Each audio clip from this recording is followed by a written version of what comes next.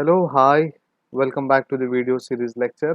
बहुत सारी क्वेरीज थी सर, ये पर्टिकुलर एंट्रीज को कैसे पहचानना है रिकंसिलिएशन में, फाइनेंशियल प्रॉफिट कब लेना है, कॉस्टिंग प्रॉफिट कब लेना है। तो उसके लिए मैंने सोचा कि पहले क्वेश्चंस आपको दे दिए और उसके बाद कुछ क्वेरीज आए, तो सोचा कि आपके लिए फिर से एक सेट ऑफ इंफॉर्मेशन प्रोवाइड करूं कि किस तरीके से हमें आइडेंटिफाई करना है और रिकंसिलिएशन स्टेटमेंट को प्रिपेयर करना है। तो ये एक अलग कोशिश है कि आपको फिर से रिकंसिलिएशन स्टेटमेंट कैसे बनता है या कैसे बनाना है वो एक्सप्लेन करने के लिए।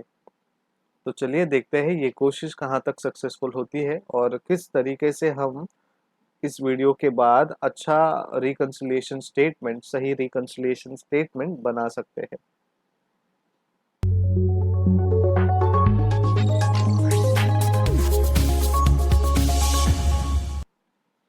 सो डेफिनेशन फिर से देख लेते हैं, एक पूरा इंट्रोडक्शन हो जाएगा। Reconciliation of cost accounts and financial account involve the process of identifying and accounting for the items which have led to the difference in working results as shown by the cost accounts and financial account.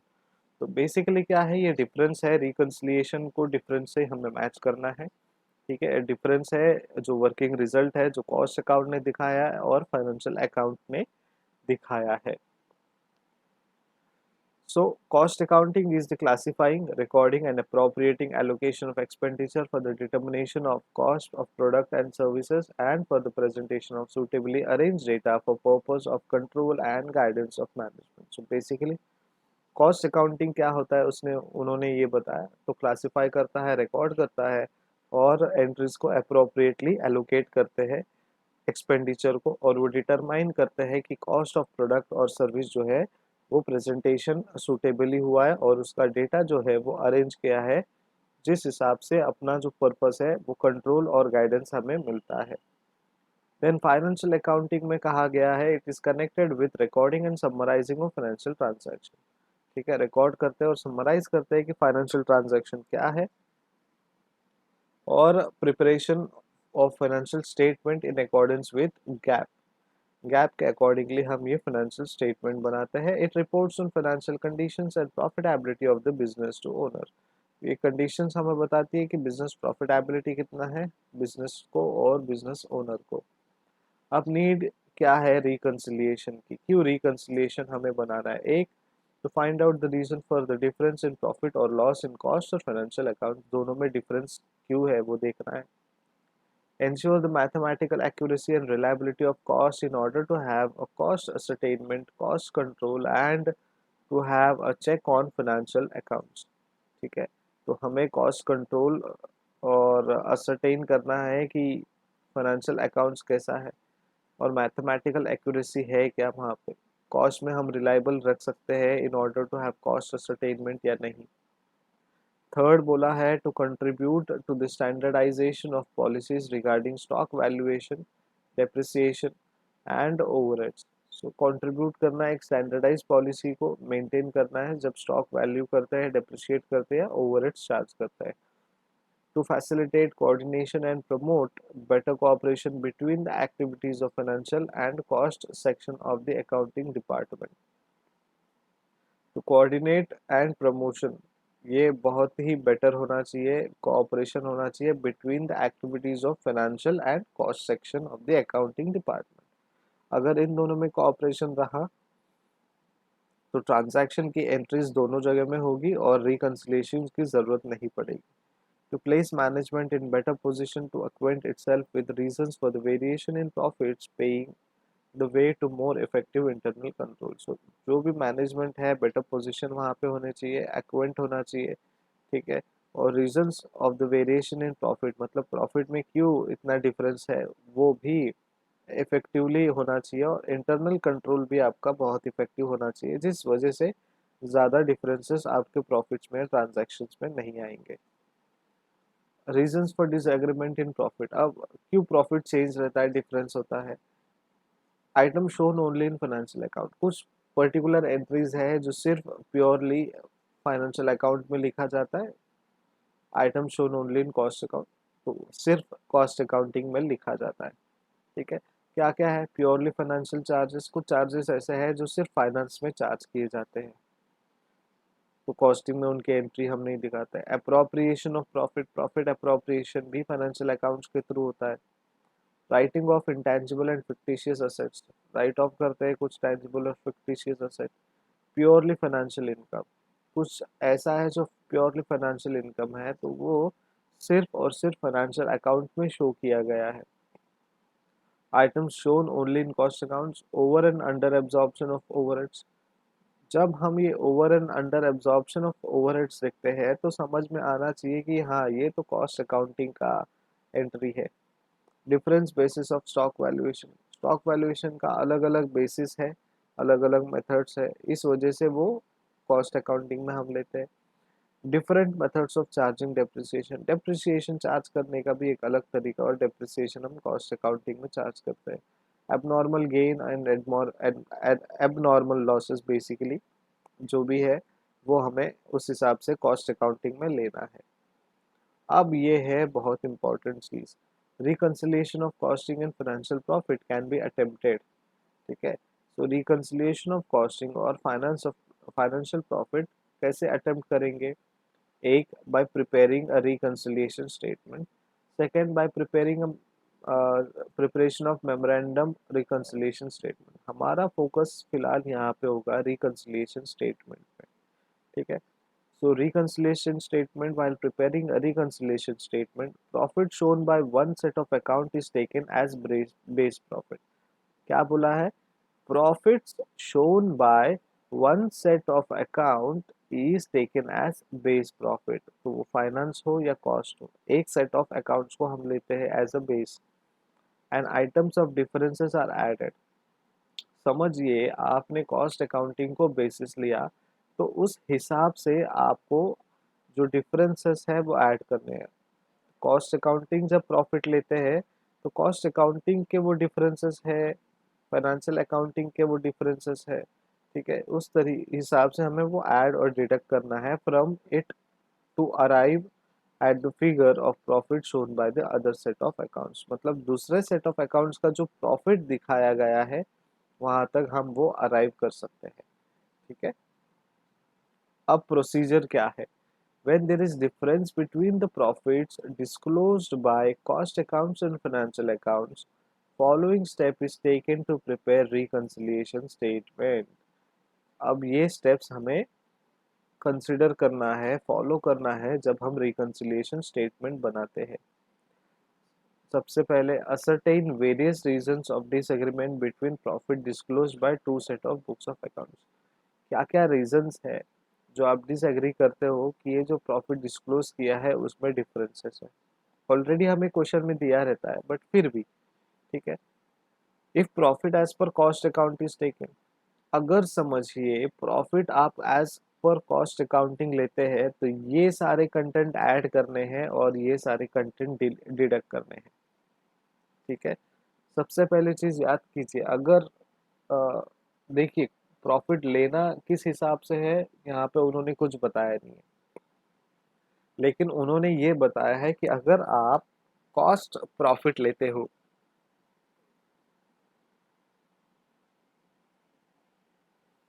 तो आपको ये particular set of चीज entries 8 जो यहाँ पे बोला है वो ऐड करना है। सो अगेन बेसिकली रट्टाफिकेशन और बेसिक अंडरस्टैंडिंग यहाँ पे हमें याद रखना है। अगर आप फाइनेंशियल अकाउंट्स यहाँ पे लेते हो, फाइनेंशियल अकाउंट्स का प्रॉफिट लेते हो, तो यहाँ पे जो भी चीज़ें ऐड हुई है वो डिडक्ट हो जाएंगी, जो भी चीज़ें यहाँ पे डिडक्ट हो रही है वो ऐड हो जाएंगी। ठीक है, तो चलिए देखते हैं। Profit as per cost accounting हमने लिया, तो उसमें ऐड करेंगे income included of financial accounts only. अब लॉजिक लगाएंगे हम, जो चीज सिर्फ और सिर्फ फाइनेंशियल अकाउंट में हमने ऐड की थी, तो अब वो कॉस्ट अकाउंटिंग में भी हमें दिखाना है, तो हम क्या करेंगे? ऐड करेंगे। ठीक है, डिडक्ट क्या करेंगे? Income included of cost accounts only, मतलब वो सिर्फ और सिर्फ कॉस्ट अकाउंटिंग में है, फाइनेंशियल अकाउंटिंग में नहीं है, तो डिडक्ट करो। डिडक्ट करो, उसे सीधे सीधे सब्सट्रैक्ट करो। फर्स्ट पॉइंट समझ में आया होगा।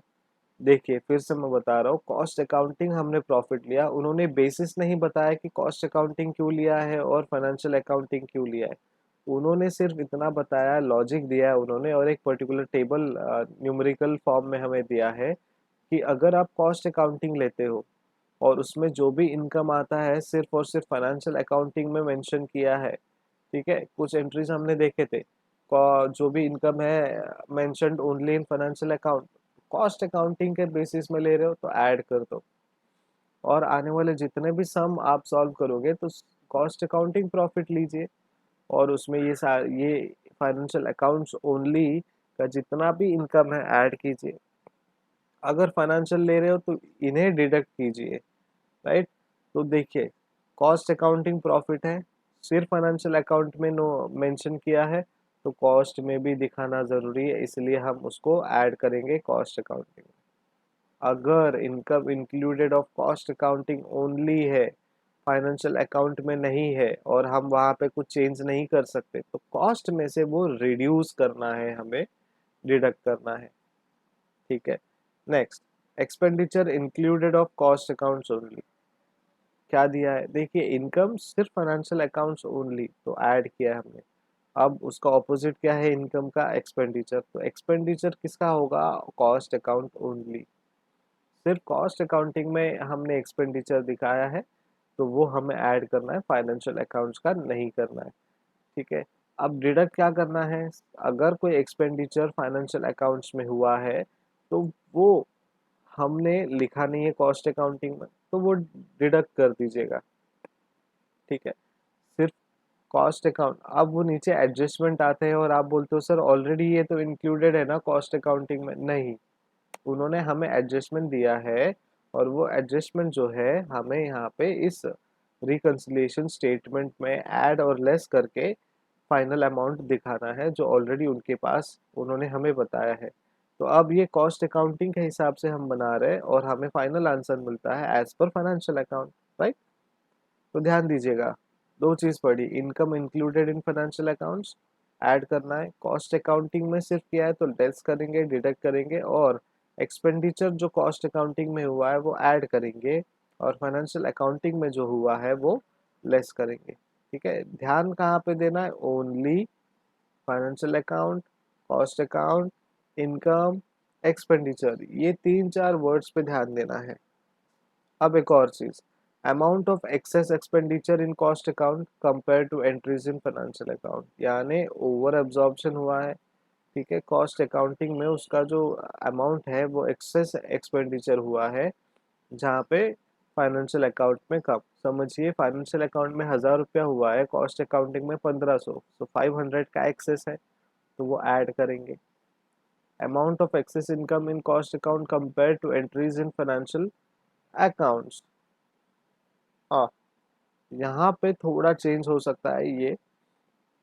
ठीक है, ये प्रिंटिंग मिस्टेक्स हो सकते हैं, या फिर हमारे लॉजिक या पढ़ने में कुछ गलत हो सकता है। देखिए, हाँ कुछ तो गलत है, अमाउंट ऑफ एक्सेस एक्सपेंडिचर है यहाँ पे, और ये है अमाउंट ऑफ एक्सेस इनकम। ठीक है, अगर कॉस्ट अकाउंटिंग में ज़्यादा एक्सपेंडिचर दिखाया है तो ऐड करेंगे, कॉस्ट अकाउंटिंग में ज़्यादा इनकम दिखाया है तो वो हमें लेस करना है, सेम लॉजिक जो पहला हमने देखा था, इनकम, इनकम, कॉस्ट या एक्सपेंडिचर, एक्सपेंडिचर। लेकिन यहाँ पे over absorbed and under absorbed ये शब्दों का इस्तेमाल होता है। ठीक है। Then amount of excess income in financial accounts compare to entries in cost accounting, तो ऐड करना है, ज़्यादा फाइनेंशियल अकाउंट का आपने इनकम दिखा दिया और entry compare to cost accounting कम है, तो ऐड करना है। यहाँ पे भी excess income in financial accounts compare to entries in cost account. ठीक है, तो यहाँ पे आपको शायद एक्सपेंडिचर दिखाना है। ठीक है, ये प्रॉपरली एक प्रिंटिंग मिस्टेक हो सकता है, amount of excess expenditure in financial account, amount of excess income in financial account. ठीक है, क्योंकि देखिए यहाँ पे एक्सपेंडिचर की बात की है, यहाँ पे भी एक्सपेंडिचर की बात की है, तो ये इनकम की कैसे बात कर रहा है, और इनकम की अगर बात कर रहा है तो दोनों स्टेटमेंट सेम कैसे। तो कहीं ना कहीं सामने जहाँ से हमने ये पीपीटी रेफर किया है उन्होंने यहाँ पे कुछ टाइपिंग एरर है, तो जब आप नोट्स बनाएंगे या लिखेंगे तो इन्हें एक्सपेंडिचर के तौर पे लिखिएगा। Next, over absorption of overheads in cost accounting. Cost accounting में हमने कुछ ज़्यादा ही लिखा है, जैसे थर्ड पॉइंट कहा है उसका ही दूसरा हमने स्टेटमेंट यहाँ पे देखा है। ठीक है, तो ओवर एब्जॉर्प्शन हो गया कॉस्ट अकाउंटिंग में। फाइनेंशियल अकाउंटिंग में 1000 रुपए की एंट्री है, कॉस्ट अकाउंटिंग में 1500 की एंट्री है, तो ओवर एब्जॉर्प्शन हो गया। अंडर, फिर बाद में अंडर एब्जॉर्प्शन जब होता है कॉस्ट अकाउंटिंग में तो वो डिडक्ट होता है, ओवर एब्जॉर्प्शन जब होता है कॉस्ट अकाउंटिंग में तो वो ऐड होता है। Then under valuing amount of closing stock in inventory in cost account, जब क्लोजिंग स्टॉक की बात करते हैं और वो अंडर वैल्यू होता है तो ऐड करेंगे कॉस्ट अकाउंटिंग में। और ओवर वैल्यू जब होती है क्लोजिंग स्टॉक की इन्वेंट्री की तो वो हम डिडक्ट करेंगे। Over valuing amount of opening stock inventory in cost, over value हो रही है ओपनिंग स्टॉक की या इन्वेंट्री की, ऐड करेंगे। अंडर वैल्यू जो है amount of opening stock inventory in cost वो लेस करेंगे। And over charge of depreciation in cost account, depreciation over charge हो रहा है तो हम क्या करेंगे कॉस्ट अकाउंटिंग में ऐड करेंगे। देखिए कॉस्ट अकाउंटिंग में डेप्रिसिएशन ओवर चार्ज हो रहा है, फाइनेंशियल में नहीं। ये बहुत इंपॉर्टेंट चीज़ है ध्यान देने वाली। और over charge of depreciation in cost account, ये यहाँ पे अंडर चार्ज हो सकता है या फिर यहाँ पे over charge in financial account. Again one more error.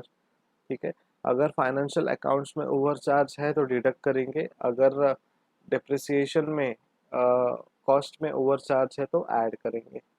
ठीक है, आई होप कुछ चेंजेस के साथ आपको ये प्रोसीजर समझ में आया है। जो भी अभी क्वेश्चन मैं आपको भेजूंगा उसमें कॉस्ट अकाउंटिंग का बेस लीजिए, आंसर आपको आ रहा है नहीं आ रहा है। सॉल्यूशन में उन्होंने कोई भी बेस लिया होगा उसे थोड़ा सा इग्नोर करके आप अपनी तरफ से अगर कॉस्ट अकाउंटिंग लेते हैं और ये टेक्निक हम इस्तेमाल करते हैं तो आंसर राइट आ रहा है या नहीं आ रहा है वो चेक कीजिएगा। अगर फिर भी नहीं समझा तो एक और तरीका मैं आपके लिए लेकर आऊँगा, आपको एक्सप्लेन करूँगा कि इस तरीके से भी हम सॉल्व कर सकते हैं। ठीक है, जितने भी क्वेरीज है आप पूछ सकते हो। ठीक है, लेकिन आप पूछेंगे तभी ये प्रोसेस आगे बढ़ेगा, अदरवाइज सिलेबस के तौर पे मुझे कोई फीडबैक नहीं आ रहा है तो मैं वो सिलेबस आगे बढ़ाऊंगा। अब नेक्स्ट जो है मैं आपको पहले क्वेश्चंस देता जाऊंगा रिकंसिलिएशन के, आप कोशिश कीजिएगा सॉल्व करने के लिए। और साइमल्टेनियसली क्या होगा, हम आगे के जो टॉपिक्स हैं वो कवर करना चालू करेंगे। ठीक है, तो हमारी दो लेसन्स, दो चैप्टर्स हो गए, एक तो रिकंसिलिएशन का हो गया और दूसरा हो गया कॉस्ट शीट का। तो अब हम थर्ड चैप्टर में अगले वीडियो में आगे बढ़ेंगे। Thank you so much for watching. Keep practising, keep studying and keep making notes. Bye bye.